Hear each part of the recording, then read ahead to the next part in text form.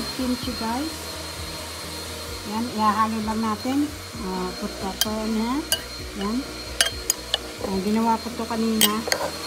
Ayan, inaano ko na halong ito siya.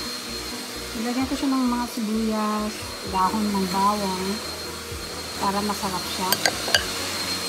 So, ano ba? Yan ang ating homemade kimchi. Ilalagay natin. Pabayaan ko muna dito ito hanggang mag-soka. Maalis pa siya. So, it's yummy, guys. Ang sarap niya. Ang sarap ng aking kimchi, guys. Sobra. Masarap. Sarap. Sarap ang kimchi ko.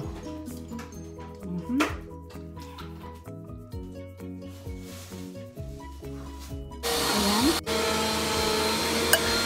Hello everybody. Here's my homemade kimchi. I need this fresh. So,